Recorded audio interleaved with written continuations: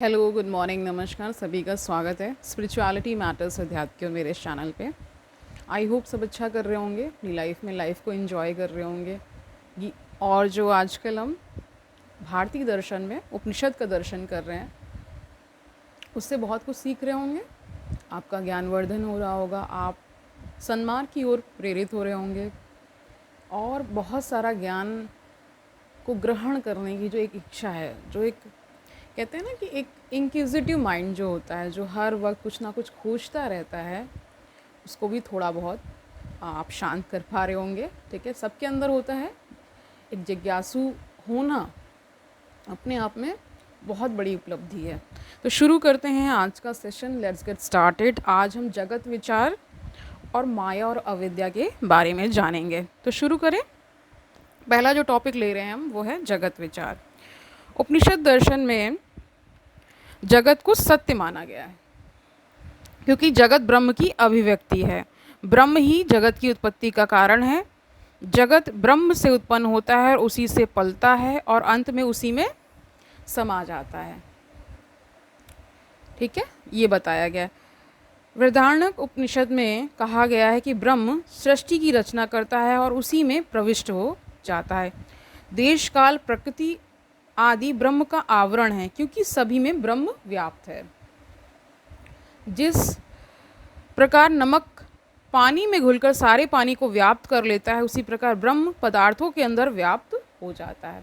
तो कल हमने एक उदाहरण के माध्यम से जाना था ना, जो उद्दालक ऋषि थे, उन्होंने एक तरह से अपने पुत्र श्वेत केतु को इस तरह से बोला था कि आप पानी लेकर के आएँ, उसमें नमक डालें। फिर इस तरह से पूरी वो प्रक्रिया थी, पूरी कथा थी, कल हमने देखा था। अगर आपने नहीं देखा है तो कल का वीडियो देखिए। ठीक है। उपनिषद में कई स्थानों पर जगत को ब्रह्म का विकास माना गया है। ब्रह्म से जगत के विकास का क्रम भी उपनिषदों में निहित है। विकास का क्रम यह है कि सर्वप्रथम ब्रह्म से आकाश का विकास होता है, आकाश से वायु का, वायु से अग्नि का विकास होता है। जगत के विकास के अतिरिक्त उपनिषद में जगत के 5 स्तरों का उल्लेख हुआ है, जिसे पंचकोश कहा जाता है, बताया हुआ है। पहले फिर जान लीजिए। अन्नमय, प्राणमय, मनोमय, विज्ञानमय और आनंदमय को पंचकोश कहा गया है।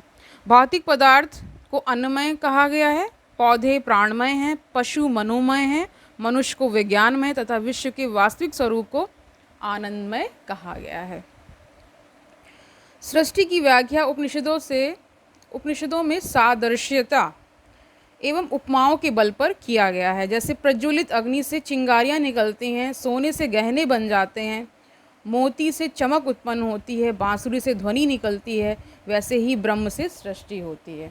तो ये सारे उदाहरणों के माध्यम से बताया जा रहा है कि जिस प्रकार मोती में चमक निकलती है ना, आप देखते ही होंगे। ठीक है, बांसुरी से ध्वनि निकलती है जब बजाते हैं बांसुरी को। ठीक है, उसी प्रकार बता रहे हैं कि ब्रह्म जो है वो क्या करता है, सृष्टि की रचना करता है। ओके, आगे देखिए। मकड़ी की उपमा से भी जगत के विकास की व्याख्या की गई है। जिस प्रकार मकड़ी के अंदर से उसके द्वारा बुने गए जालों के धागे निकलते हैं, इसी प्रकार ब्रह्म से सृष्टि होती है। सृष्टि को ब्रह्म की लीला भी माना गया है, क्योंकि यह आनंददायक खेल है। ये पूरा खेल चल रहा है एक तरह से। उपनिषदों में कहीं भी विश्व को एक भ्रमजाल नहीं कहा गया है। उपनिषद के ऋषिगण प्राकृतिक जगत के अंदर जीवन यापन करते रहे और उन्होंने इस जगत से दूर भागने का विचार तक नहीं किया। जगत को कभी भी कहीं भी उपनिषद में निर्जन एवं शून्य नहीं माना गया है। अतः उपनिषद जगत से पलायन की शिक्षा नहीं देते। यानी उपनिषदों में क्या कहा गया कि कहीं आपको दूर जाके कोई तपस्या या पलायन नहीं करना है, अपने जो आप जीवन गृहस्थ में जी रहे हैं, ऐसा कुछ भी नहीं है। ज्ञान आप कहीं भी ग्रहण कर सकते हैं, उसके कुछ नियम हैं, उनको फॉलो करते हुए आप ज्ञान को प्राप्त कर सकते हैं। अब आ जाइए माया और अविद्या पर। उपनिषदों में माया और अविद्या का विचार भी पूर्णतः व्याप्त है। शंकर के माया एवं अविद्या सिद्धांत के संबंध में यह कहा जाता है कि शंकर ने इन्हें बौद्ध दर्शन से ग्रहण किया है। यदि यह सत्य नहीं है तो माया संबंधी विचार शंकर के मन की उपज हैं। दोनों विचार भ्रामक प्रतीत होते हैं। शंकर ने माया और अविद्या संबंधी धारणा को उपनिषद से ग्रहण किया है। प्रोफेसर रणादे नाम सुना होगा, ठीक है, रणादे का नाम हिस्ट्री में भी आता है, मॉडर्न हिस्ट्री में आप पढ़ते होंगे। ये अपनी प्रसिद्ध पुस्तक a constructive survey of Upanishadic philosophy, ठीक है, ये इनकी किताब का नाम है, a constructive survey of Upanishadic philosophy, ये इनकी किताब का नाम है, ठीक है। यह दिखलाने का प्रयास किया है कि माया और अविद्या विचार का स्रोत उपनिषद है। उपनिषदों में अनेक स्थानों पर माया एवं अविद्या की चर्चा हुई है, उनकी चर्चा मिलती है, और जिनमें से कुछ निम्नलिखित हैं, तो देख लीजिए। श्वेता उपनिषद में कहा गया है कि ईश्वर मायाविन है, माया ईश्वर की शक्ति है जिसके बल पर या वह विश्व की सृष्टि करता है, यानी माया के द्वारा ही इस पूरी सृष्टि की रचना हो रही है। तो हमने गीता में पढ़ा था, क्या पढ़ा था कि भगवान की दो तो प्रकार की शक्तियां हैं, परा और अपरा, और भगवान को मायापति भी कहा जाता है, तो सारी शक्तियां उन्हीं से निकल रही हैं, ठीक है। छांदोग्य उपनिषद में कहा गया है कि आत्मा ही एकमात्र चरम तत्व है, शेष सभी वस्तुएं नाम रूप मात्र है। तो यहाँ पे देखिए नाम रूप मात्र कह दिया गया है। प्रश्न उपनिषद में कहा गया है कि हम ब्रह्म को तब तक नहीं प्राप्त कर सकते जब तक कि हम भ्रम की अवास्तविकता से मुक्त नहीं होते, यानी जब तक भ्रम नहीं मिटता है तब तक कुछ भी मिलना या प्राप्त करना पॉसिबल नहीं है। बृहदारण्यक उपनिषद में अवास्तविकता की तुलना असत एवं अंधकार से की गई है। छांदोग्य उपनिषद में विद्या की तुलना शक्ति से तथा अविद्या की तुलना अशक्ति से हुई है। श्वेतर उपनिषद में ईश्वर की उपासना को माया के निवृत्ति के लिए अपेक्षित माना गया है। कहा गया है हम ईश्वर की उपासना के द्वारा माया से निवृत्ति पा सकते हैं। छांदोग्य उपनिषद के अनुसार जगत के असत्यों में सत्य तथा अनिश्चितताओं में निश्चितता निहित है। माया सत्य पर पर्दा डाल देती है तथा वस्तु के यथार्थ रूप को छिपा लेती है। तो माया यही करती है, ठीक है। आपको सही कह सकते हैं ज्ञान तभी होगा जब आप माया से विलग हो करके, या कह सकते हैं माया में ना पड़ करके प्रभु की शरण में जा करके जब आप उपासना आदि करते हैं तब आपको सही ज्ञान प्राप्त होता है। फिर आगे क्या कह रहे हैं, बृहदारण्यक उपनिषद में असत से सत्य की ओर, अंधकार से प्रकाश की ओर, मृत्यु से अमरता की ओर ले चलने की प्रार्थना की गई है। वही आपका, क्या आपने गायत्री मंत्र सुना होगा, उसमें भी इस प्रकार के विचार हैं। इससे प्रमाणित होता है कि अविद्या से असत, अंधकार तथा मृत्यु के तुल्य माना गया है। मतलब अविद्या को असत क्या माना गया, असत, अंधकार और तथा मृत्यु के तुल्य माना गया है। मुंडक उपनिषद में अविद्या को ग्रंथि कहा गया है, जिसे खोलने पर ही आत्मा का दर्शन संभव है। समझ गए होंगे, अविद्या को यहाँ ग्रंथि कहा गया है, जिसके खुलने पर ही क्या होगा, आत्मा का दर्शन होगा। बंधन और मोक्ष देख लीजिए, फिर ये उपनिषदों का दर्शन भी पूरा हो जाएगा। तो देखिए, अन्य भारतीय दर्शनों की तरह उपनिषद में बंधन एवं मोक्ष का विचार निहित है। मोक्ष को जीवन का चरम लक्ष्य माना गया है। अविद्या बंधन का कारण है। अविद्या के कारण अहंकार उत्पन्न होता है, या अहंकार ही जीवों को बंधनग्रस्त कर देता है। और एक बात और जान लीजिए, थोड़ी सी आपको विस्मय या विस्मित कर सकती है ये बात, कि सारा ज्ञान लेने के बाद इस ज्ञान का अभिमान नहीं आना चाहिए कि मुझे इतना आता है, मुझे इतना पता है। ये सब चीज़ें व्यर्थ हो जाएंगी आपके लिए। ज्ञान लेना भी व्यर्थ हो जाएगा अगर उसमें दम्भ और अहंकार आ गया। इसीलिए जितना जितना ज्ञान मिलता जाता है, इंसान को कैसा होना चाहिए, नम्रता की ओर जाना चाहिए, यानी और ज़्यादा विनम्र हो जाना चाहिए। जितनी जितनी विद्या आप ग्रहण कर रहे हैं, कहीं से भी कुछ भी जान रहे हैं, तो उसका मुख्य लक्षण जो ज्ञानी का बताया गया है वो है नम्रता, ठीक है। तो नम्रता पूर्वक ही रहना है, कोई अहंकार नहीं करना है, ओके। आगे देखिए, अविद्या बंधन का कारण है। अविद्या के कारण अहंकार उत्पन्न होता है। यह अहंकार ही जीवों को बंधनग्रस्त कर देता है। इसके प्रभाव में जीव इंद्रियां, मन, बुद्धि अथवा शरीर से तादात्म्य करने लगता है। बंधन की अवस्था में जीव को ब्रह्म, आत्मा, जगत के वास्तविक स्वरूप का ज्ञान रहता है, अज्ञान रहता है, ज्ञान नहीं अज्ञान, ठीक है। तो समझ पा रहे होंगे कि एक शब्द लगने से पूरा अर्थ चेंज हो जाता है, या कह सकते हैं एक अक्षर लगने से। सही तो यही हुआ, क्योंकि ज्ञान के आगे अ लग गया तो अज्ञान हो गया ना। तो यही बता रहे, बंधन की अवस्था में जीव को ब्रह्म आत्मा जगत के वास्तविक स्वरूप का अज्ञान रहता है। इस अज्ञान के फलस्वरूप वह अवास्तविक एवं क्षणिक पदार्थ को वास्तविक तथा यथार्थ समझने लगता है।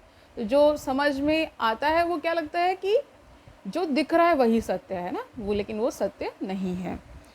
बंधन को उपनिषद में ग्रंथि भी कहा गया है, यानी बंधन जो आप मतलब आप ही बंध जाते हैं, कोई आपको बांधता नहीं है, ठीक है, इच्छाओं के कारण होता है ये सब। ग्रंथि का अर्थ है बंध जाना। विद्या से ही मोक्ष संभव है, क्योंकि अहंकार का छुटकारा विद्या से ही संभव है। विद्या के विकास के लिए उपनिषद में नैतिक अनुशासन पर बल दिया गया। इन अनुशासनों में सत्य, अहिंसा, अस्तेय, ब्रह्मचर्य, अपरिग्रह प्रमुख हैं। मोक्ष की अवस्था में जीव को अपने यथार्थ स्वरूप को कह रहे कि मोक्ष की अवस्था में जीव अपने यथार्थ स्वरूप को पहचान लेता है, अतः ब्रह्म के साथ तादात्म्यता हो जाती है।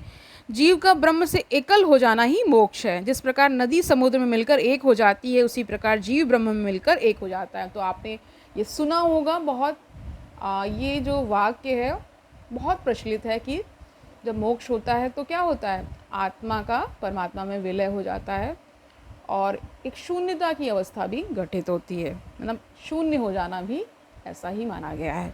जिस प्रकार नदी बता रहे हैं समुद्र में मिलकर एक हो जाती है, उसी प्रकार जीव ब्रह्म में मिलकर एक हो जाता है। इस प्रकार मुक्ति एक का ज्ञान है।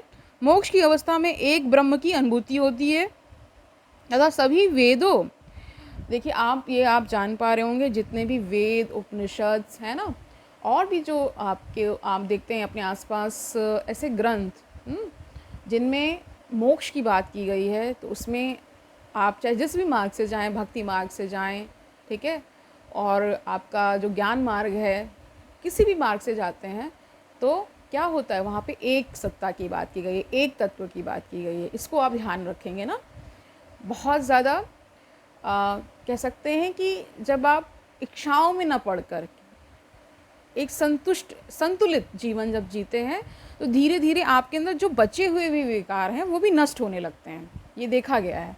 या आप जब अनुशासित और बहुत ही संयमित जीवन जीने लगेंगे तो आपके अंदर स्वतः इस ओर आने का बल मिलता है, प्रेरणा मिलती है। कोई ना कोई आपको, कोई पुस्तक, कोई विशेष जो ये ज्ञान रखते हैं उनका मिल जाना, ये सब संकेत हैं कि आपको इस ओर आना है, ठीक है। तो जो इस ओर आते हैं फिर उनको क्या होता है, धीरे धीरे उनके सारे जो ये जो विकार हैं वो नष्ट होने लगते हैं और प्रभु में मन लगने लगता है, ठीक है। ये सारा ज्ञान फाउंडेशन एक तरह से बनाता है आपको इस मार्ग में आगे चलने के लिए, ठीक है। तो देखिए आगे क्या बता रहे हैं। मोक्ष की अवस्था में एक ब्रह्म की अनुभूति होती तथा सभी भेदों का अंत हो जाता है। उपनिषद में मोक्ष को आनंदमय अवस्था माना गया है। मोक्ष की अवस्था में जीव का ब्रह्म से एकाकार हो जाता है। ब्रह्म आनंदमय है, इसीलिए मोक्षावस्था को भी आनंदमय माना गया है। उपनिषद में जीवन मुक्ति और विदेह मुक्ति दोनों की अवधारणा को स्वीकारा गया है। मैंने जब आपको अष्टावक्र गीता बताया था, उसको पूरा हमने किया था, तो उसमें देखिए जो राजा जनक हैं उनको विदेही कहा जाता है। विदेही का अर्थ है कि जो देह में जिसकी आसक्ति नहीं है, ठीक है। और उसी से जानकी जी का नाम वैदेही इसीलिए पड़ता है क्योंकि वो उनसे ही आ रही हैं, इसलिए उनका नाम एक नाम वैदेही भी कहा जाता है। और जनक से ही जानकी भी बना है उन्हीं के इसमें, ठीक है। आगे देखिए, कठ उपनिषद में कहा गया है कि जिस समय संपूर्ण कामनाएं समाप्त हो जाती हैं उस समय मर्त्य अमर हो जाता है, वह इस शरीर में ब्रह्म को प्राप्त कर लेता है। वेदारण्यक उपनिषद में कहा गया है वह यहीं पर ब्रह्म को प्राप्त कर लेता है। जीवन मुक्त संसार में रहता है परंतु संसार की अपूर्णताओं से प्रभावित नहीं हो पाता है। वह कर्म नियम की अधीनता से मुक्त हो जाता है। जिस प्रकार जल कमल के पत्तों पर नहीं ठहर पाता है, उसी प्रकार कर्म जीवन मुक्त पर चिपकते नहीं हैं। प्रारब्ध कर्मों के क्षय हो जाने पर जीवन मुक्त विदेह मुक्त हो जाता है। उपनिषद में क्रम मुक्ति का या क्रमशः मुक्ति यानी ग्रेजुअल लिबरेशन जैसे कहा गया का विवरण मिलता है। मुक्ति एकाएक नहीं प्राप्त होती अपितु क्रमशः या क्रमिक रूप से प्राप्त होती है, यानी एक दिन में नहीं, ये क्रम है पूरा, धीरे धीरे ग्रेजुअली होता है ये। उपनिषद में मुक्ति को अप्राप्तस्य प्राप्ति नहीं माना गया है, क्योंकि यह आत्मा का निजी गुण है।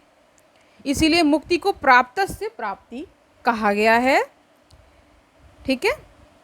इस प्रसंग की व्याख्या के लिए बृहदारण्यक उपनिषद में एक राजकुमार का उदाहरण प्रस्तुत किया गया है, जिसका संयोगवश लालन पालन बचपन से ही एक शिकारी के घर में होता है, पर जो बाद में जान लेता है कि वह राजकुमार है। उसी प्रकार ज्ञान को की प्राप्ति के उपरांत बंध आत्मा, यानी जो बंधी हुई आत्मा है, बंध आत्मा जो है को कि अपनी वास्तविक स्थिति कि वह मुक्त है का भान होता है। यानी कि केवल ये जान लेना है कि मुक्त है, उससे मुक्ति हो जाती है।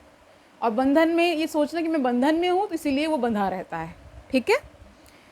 अब प्रश्न उठता है कि मोक्ष प्राप्ति की साधन क्या है। उपनिषद में मोक्ष प्राप्ति कर्म के द्वारा नहीं मानी गई है। कर्म में कर्ता और कार्य का भेद निहित है, इसीलिए कर्म के द्वारा जीवात्मा का ब्रह्म के साथ एकरूपता का ज्ञान संभव नहीं है। मोक्ष की प्राप्ति उपनिषद के अनुसार ज्ञान अर्थात विद्या के द्वारा ही संभव है। बृहदारण्यक उपनिषद में कहा गया है, ब्रह्म विद ब्रह्मेव भवति। जो ब्रह्म को जान लेता है वह स्वयं ब्रह्म हो जाता है। यही कारण है कि नचिकेता यम के द्वारा दिए गए सारे प्रलोभनों को ठुकरा देता है, क्योंकि ये आत्मज्ञान की प्राप्ति में बाधक होंगे। ज्ञान की प्राप्ति के लिए उपनिषद में एक पद्धति की चर्चा हुई है, जिसके 3 चरण हैं। 3 चरण जान लीजिए। पहला है श्रवण। जो व्यक्ति मोक्ष की कामना करता है उसे उपनिषद के सिद्धांतों का गुरु के आश्रम में जाकर सुनना चाहिए या कार्य श्रद्धापूर्वक होना चाहिए। दूसरा है मनन, यानी मेडिटेशन, या दूसरी सीढ़ी है मनन की अवस्था में गुरु से प्राप्त उपदेशों पर चिंतन और विचार करना अपेक्षित है। इस अवस्था में तार्किक प्रक्रिया के द्वारा उपदेशों पर विचार करना वांछनीय है। और तीसरा चरण क्या बताया, प्रैक्टिस, जिसे निध्यासन भी बोलते हैं। निध्यासन ध्यान का पर्याय है। इस अवस्था में जो ज्ञान प्राप्त हो चुका है उसे योग अभ्यास के द्वारा पुष्ट कर बनाने की दिशा में प्रयत्नशील रहना चाहिए। तो 3 चरण बताया। पहले श्रवण है, दूसरा है क्या, आपको मेडिटेशन करना है, मनन करना है, तीसरा है निध्यासन, यानी उसकी प्रैक्टिस करनी है। ठीक है। उपरोक्त प्रक्रियाओं के पालन के फलस्वरूप बंधन ग्रस्त आत्मा मुक्त हो जाती है। इस प्रकार बंधन ग्रस्त आत्मा की प्रार्थना मुझे असत से सत्य की ओर ले चलो, अंधकार से प्रकाश की ओर ले चलो, मृत्यु से अमरता की ओर ले चलो की पूर्ति हो जाती है। और यही क्या है, गायत्री मंत्र है। ठीक है। तो आज के लिए हम इतना ही रख रहे हैं। और ये भी याद रखना है आपको कि ये कहा जाता है कि जिसको अनुभूति जब तक नहीं होती उसको उपदेश देने का कोई भी अधिकार नहीं होता है। तो यहाँ कोई उपदेश नहीं चल रहा है, यहाँ पे सेशंस लिए जा रहे हैं। इस ज्ञान को केवल एक्सटेंड किया जा रहा है आप तक। ठीक है। बढ़ाया जा रहा है, लोग इसके बारे में जानें, इसके गुण अर्थ को जानें। ठीक है। ये आप समझ लीजिए। तो मैं कोई क्लेम नहीं कर रही हूँ कि मैं लिबरेटेड हूँ। ठीक है।